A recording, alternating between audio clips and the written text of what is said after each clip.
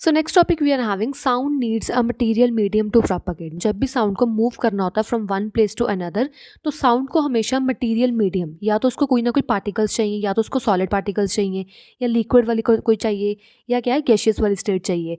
तो साउंड को हमेशा मटेरियल मीडियम चाहिए in order to propagate. Propagate मतलब इन ऑर्डर टू मूव। तो इसी प्रॉपर्टी ऑफ साउंड को मैं बोलती हूँ मैकेनिकल वेव। मैकेनिकल वेव क्या होता है? वो वाली प्रॉपर्टी ऑफ एनी सब्सटेंस और any sound which needs a material medium to propagate.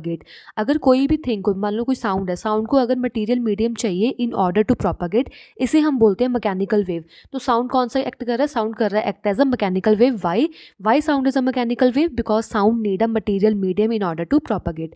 तो यहाँ पे एग्जाम्पल ले लो कि मेरे पास यहाँ पे कोई भी एक सॉलिड है, ठीक है। मैंने क्या किया? सॉलिड को हार्ड सरफेस से स्ट्राइक कर दिया।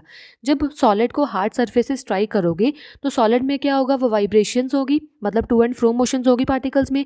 जब भी टू एंड फ्रो मोशंस होगी पार्टिकल्स में, तो वो क्या करेंगे? वो प्रोड्यूस करेंगे साउंड, ठीक है।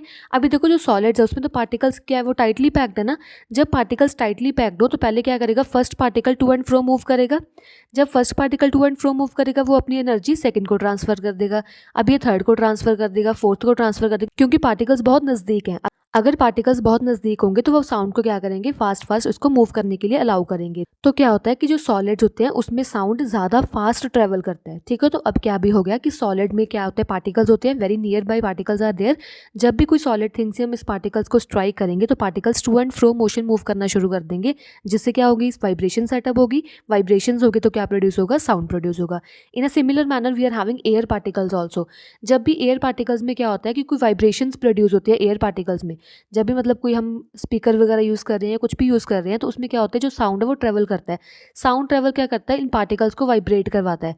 तो जब भी पार्टिकल्स वाइब्रेट करेंगे, पार्टिकल्स क्या करेंगे? वो एनर्जी को नेक्स्ट पार्टिकल्स में दे देंगे, नेक्स्ट पार्टिकल्स वाइब्रेट करना शुरू कर जाएंगे। तो इससे क्या होगा? जो साउंड है वो वन प्लेस से सेकंड प्लेस तक ट्रांसफर होगा with the help of material medium. इसे हम बोलते हैं मैकेनिकल वेव। तो sound is a mechanical wave, okay. So in solids, sound travel more faster as compared to liquid and as compared to gaseous. Means in gaseous state, sound travel very least. Okay? क्यों? ये answer ऐसे क्यों है? क्योंकि यहाँ पे जो solid है उसके जो पार्टिकल्स है बहुत नज़दीक होते हैं। पार्टिकल नज़दीक होने से क्या होता है? वो ट्रांसफर ऑफ एनर्जी जल्दी जल्दी हो जाती है। वो पार्टिकल्स क्या है? इजीली वो ट्रांसफर कर देते हैं एनर्जी को, तो साउंड जल्दी प्रोपागेट कर लेता है, मूव कर लेता है। लिक्विड्स में पार्टिकल थोड़े से दूर दूर होते हैं, पार्टिकल्स दूर होने से एनर्जी ट्रांसफर थोड़ी कम होती है, तो इसमें थोड़ा साउंड कम प्रोड्यूस होता है, ठीक है। और गैसेस में तो पार्टिकल्स और भी दूर होते हैं। जब पार्टिकल्स और भी दूर होंगे तो ट्रांसफर ऑफ एनर्जी है वो भी कम होगी। अगर ट्रांसफर ऑफ एनर्जी कम होगी तो गैसेस में जो साउंड ट्रेवल है वो उसकी स्पीड जो है वो स्लो होगी, ठीक है। Next point we are having in air the speed of sound is 340 metre per second. जैसे हमने रीड किया था लाइट एनर्जी में, जो लाइट की स्पीड होती है वो 3 × 10⁸ मीटर पर सेकेंड होती है। ये लाइट की स्पीड होगी।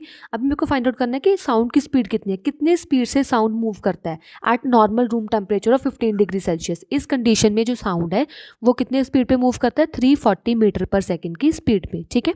और अगर हम इस एटमॉस्फेयर का टेम्परेचर इंक्रीज करी जाए, अगर एटमॉस्फेयर का टेम्परेचर इंक्रीज हो गया तो इन टेम्परेचर इंक्रीज करने से क्या होगा? जो स्पीड ऑफ साउंड है वो भी इंक्रीज करी जाएगा। तो स्पीड ऑफ साउंड और टेम्परेचर डायरेक्टली प्रोपोर्शनल है कि अगर मैं टेम्परेचर को इंक्रीज करूंगी स्पीड ऑफ साउंड इंक्रीज हो जाएगी, अगर मैं टेम्परेचर को डिक्रीज करूंगी तो स्पीड ऑफ साउंड डिक्रीज हो जाएगी।